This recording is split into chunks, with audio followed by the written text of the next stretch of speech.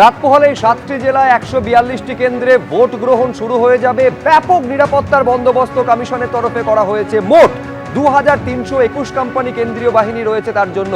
আমি সরাসরি আবারও নিউজ রুমে চলে যাব। অতনু হালদার আমাদের প্রতিনিধি রয়েছেন।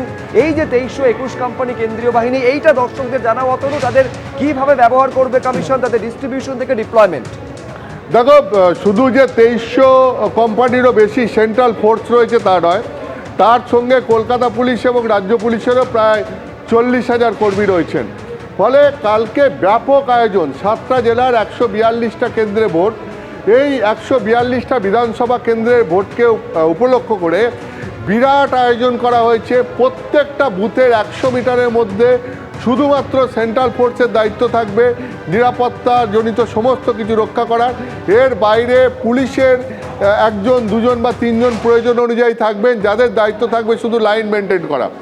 এছাড়াও আমি তোমাকে বলছি, যেখানে একটা বুথ সেখানে যেরকম হাফ সেকশন মিনিমাম, মানে 4 জন কেন্দ্রীয় বাহিনীর জওয়ান থাকবেন, এবং বুথের সংখ্যা যদি ভোট কেন্দ্রে বাড়ে সেই অনুযায়ী কেন্দ্রীয় বাহিনীর জওয়ানের সংখ্যাও বাড়বে। মানে সেখানে 1 সেকশন বা 2 সেকশন, অর্থাৎ 8 জন বা 16 জন বা তারও বেশি কেন্দ্রীয় বাহিনীর জওয়ান সেখানে মোতায়েন করে রাখা হবে।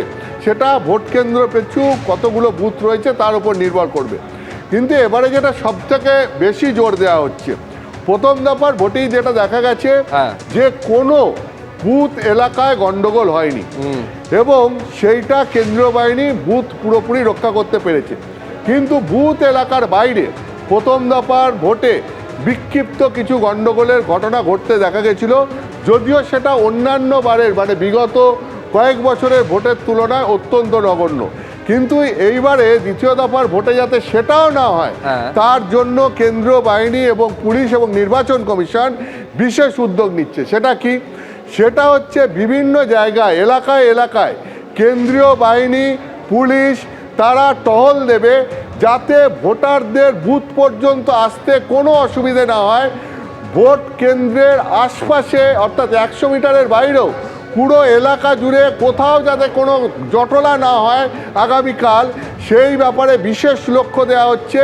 এবং তার জন্য কিউআরটির সংখ্যা বাড়ানো হয়েছে, যাতে কোথাও কোনো জটলার খবর পেলেই সঙ্গে সঙ্গে সেখানে কিউআরটি মুভ করতে পারে সেন্ট্রাল ফোর্স নিয়ে।